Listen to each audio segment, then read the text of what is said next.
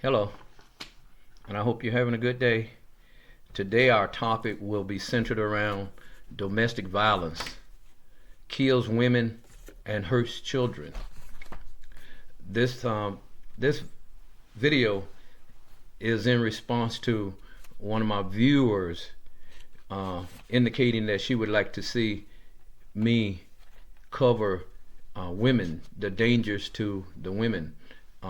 The original video that she referred to has to do with the dangers for law enforcement and probation and parole officers.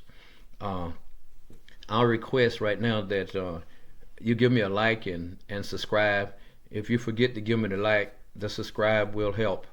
My goal right now is 200 subscribers, not 2 million, 200. Just a little teeny weeny bit of history. Domestic violence was apparently more prevalent in the years before the 70s. So you go back the 60s, the 50s, the 40s, the 50s, the 40s. I know I'm repeating myself. The 30s, the 20s. Remember, it was around 1919 when women received more rights, such as the right to vote.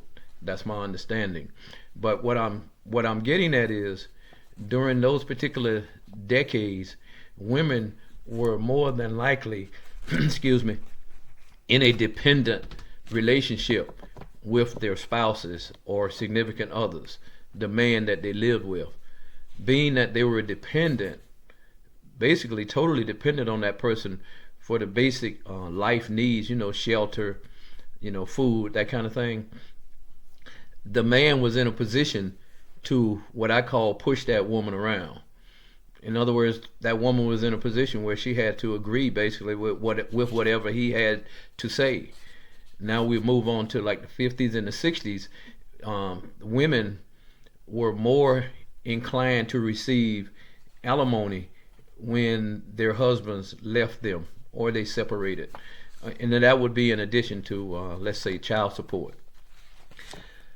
So, in response to my viewer, I'm going to give two examples of what I call extreme instances of domestic violence. And I'll preference that with a definition of domestic violence. Abusive behavior in any relationship to gain or maintain control over another person's, either by emotional attacks, sexual attacks, or physical attacks. This story is a recent one. I have a date here, December 3rd, 2025. This particular person, I'll tell you, I'll use his name because he was on the public news channel, WESH 2 News out of Orlando, Florida. So this is public information. The boyfriend, Daniel Suran, something like 35 years of age. His victim was his girlfriend, and his problem was let's say, control. And his problem was she would not agree to only date him. How about that? Since she refused to just be his woman or his girlfriend, he decided that he would kill her. So in his case, he shot the victim in the face, and I was going to use her last name, but I'm going to leave her name out. If you need to know what her name is, you can go to the WESH 2 News site, and you can see all the names. And this was out of Palm Bay County. The perpetrator was sentenced to life after he was found guilty. Control. I know, I was looking for the word control. It appears that this guy Suran's, his issue was he wanted to be in control of this woman, and this woman, the victim, wanted to be in control of her own life by letting him know that she was not going to be owned or controlled by him, but he did not want to hear it. And this is a case where even if they had not seen him or had the evidence on him right up front, The fact that he shot her in the face slant head area, that indicates that it's somebody who was familiar with you or familiar with her. Since I gave that story, I'm gonna. Oh, he was sentenced to life imprisonment. That's the sentence he received. And remember, he was all about controlling her, and she was not about to be controlled. And he ended up doing what people do when they're emotionally attached to that person that they are trying to control. They will do that thing. That's why I said it's a dangerous situation for the police officer and law enforcement, because that person who perpetrates that crime against that victim, they're not interested in running.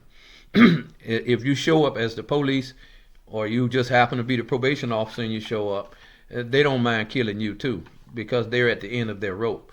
So my other case, and I try to be fair and be as truthful as I can when I do my presentation, because these are my opinions. The statements are my opinions. I want to repeat that. This other case of extreme domestic violence involves a deputy sheriff who I knew. Yes, I was a deputy sheriff. Also, if you read my bio, I might have left that out. But I was a deputy sheriff for a couple of years or so. And this particular individual, he had the tendency to lie to the women. He would tell them all the same lies. And I used to tell him, look, you can get the women and keep them because you're a handsome guy. I mean, he was a handsome person, like 6 feet tall, and he had a nice physical body, which meant he exercised all the time. He kept himself looking good. But he would tell all of his girlfriends the same lie, that he was going to marry them. And I asked him, why do you do that? He said, because when I tell them that I intend to marry them, then he has more control. Oh, was that one of the definitions?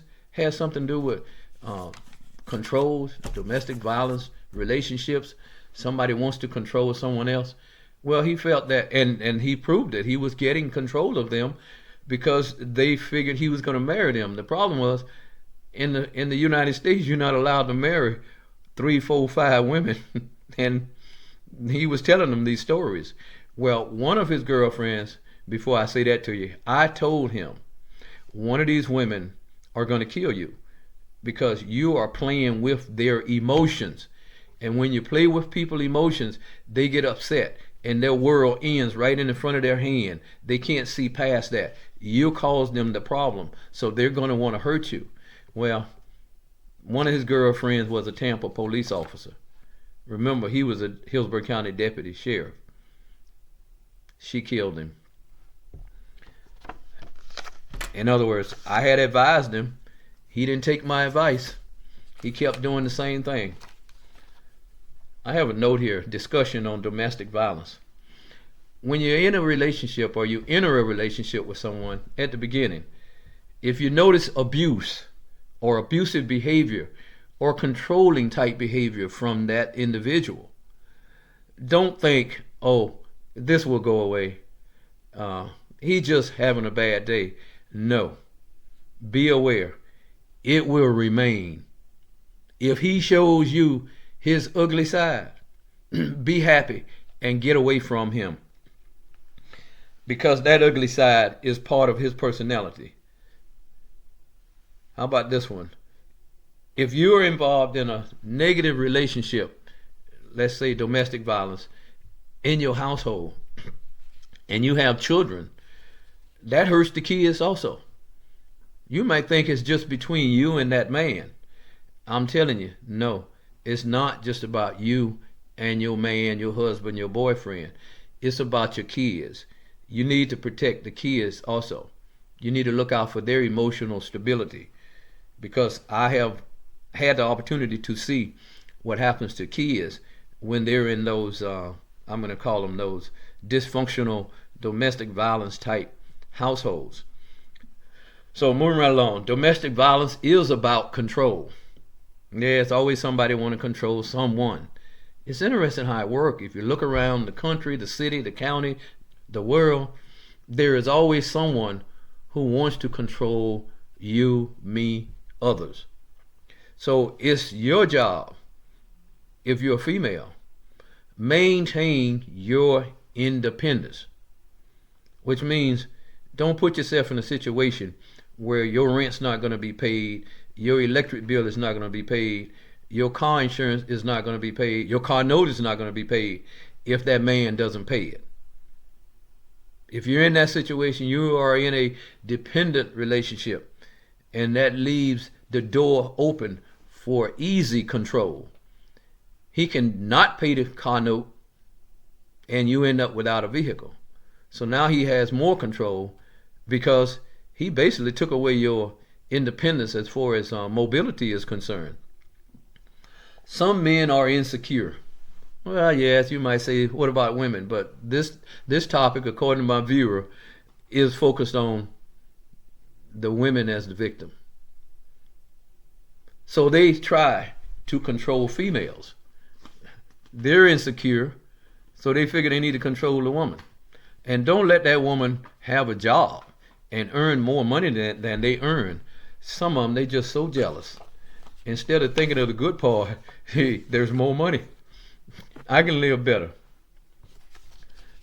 Just moving right along, I think I've about used up my time. But let me see. Here we go. I'm going to offer some possible solutions or ways to avoid what you call that, domestic violence. Be dependent, not dependent, be independent. Have your own job. Have your own money. Do not be dependent on a man. When you initially meet that man, that fella, if he starts sending you all these roses, flowers, and just buttering you up, beware. That is what he's doing. He is buttering you up, setting you up for you to be conquered mentally and emotionally. You're going to think he's the greatest thing since hotcakes without butter. You know I'm making that up. But he's going to get your mind, and you're going to believe all the good stuff about him. So when they start sending all those roses, flowers, every time you turn around, they're doing all these things for you that you didn't ask, that you really don't need. Beware, you're being set up. That's my opinion. So don't no men get upset about that. Have your bank account in your own name. Oh yeah, even if you're married and you all have a joint account, but make sure you have a bank account in your name that he does not have access to. So if you need to jettison, in other words, get away, if you need to leave that situation that you're living in, at least you got you some money sitting there where you can get out of there. Because guess what? If you don't have the money, you're going to feel trapped. And that's going to affect you emotionally. And it's going to make the situation worse. Because now you feel that you're with this person because you have no way out. You do have a way out. I'll leave these suggestions to go to the spring. The spring is I'm trying to figure out how to call it. It's a place in Hillsborough County that caters to helping women who find themselves in domestic violence type situations. They even provide housing for the women, the mothers, and their children. And the good thing about it, they will not tell people where you are. When I worked probation and parole, I had quite a bit of instances or times when I interacted with the spring, where I've had some of my cases, some of the women who were on my caseload, I had to help them get into programs such as the spring that protected them from those men who they needed to be protected from. Have a plan. Have a plan. I'll say it again. Have a plan. When you see that that person doesn't mean you any good, when you see that person is abusing you emotionally, maybe sexually, especially physically, when you see the physical, you'll feel that also. You need to have a plan to distance yourself from that individual. And remember, protect your finance information from your partner. It's okay for them to know that you have things, but don't have your information sitting around where that person who is probably not trustworthy. Yeah, I'm sorry, men, don't jump on me. But remember, this video is for the women victims. You might want to protect your finance stuff too, because she might run off with another man and take all the money out the bank account. Yeah, but the video is not about you. Uh, Let your relatives and friends know of your domestic violence situation. Don't operate in a vacuum. If you keep it to yourself, he likes that, because now he keeps his control over you, because you're not letting anyone else know what's going on. And I'll just give you this one little passing comment, because I've rambled, I think, enough. Uh, I had this sister-in-law, and she had this husband, and she had many children from him, and he used to lay his hands on her, that physical control. To me, he really didn't have to, because she loved him like she loved herself. Well, anyway, she loved him. So it got so bad that she did let her relatives know about it. So uh, don't y'all take my like and my subscribe away from me when I make this comment. But me and one of her brothers went over to their residence one day. I stayed in the car, and her brother, who's about 6'6", he got out the car and he went to their residence. And when he came back, he said he won't be hitting his sister no more. Well, about 2 months later, that same fella said, I think I beat the wrong one. He felt he should have beat his sister. He thought she was the problem. Sorry about that, women. I know this is supposed to be how it's bad for you all, but I just thought I'd throw that in. That was a real life story. He said she won't move, she won't leave him. He just wasted his time. Anyway, I think I've rambled enough on that. And one other comment: do not fall for the makeup from the abuser. In other words, if he abused you yesterday or last night, then he gonna want to make up tomorrow, tell you all kind of good old lies, things he think you want to hear. No, have your plan to escape. But beware, I will note this, be aware that sometimes when you do escape from that person, they will not leave you alone. They will not stay away from you. Don't hesitate to get restraining orders. Don't hesitate to let your friends and relatives know that this person may try to hurt you. Make sure that everybody who you know knows that. Now, this one is just a little last minute comment I'm going to throw in here. Of course, I used to have women on probation supervision, and I can remember this one. She was approximately 21 years of age, and she had this ex-boyfriend who was continuing to come around and bother her. Yeah, he used to take advantage of her, and she was telling me about it. So I told her something that's rather unorthodox, whatever that word is.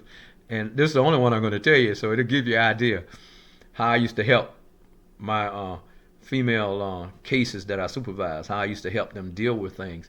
I say, what you want to do is get you a tall, big boyfriend. So the next month, she told me, she said, Mr. Simmons, my ex-boyfriend came to the house and knocked on the door. And my new boyfriend answered the door, and he looked up at him. And Mr. Simmons, I ain't heard from him since.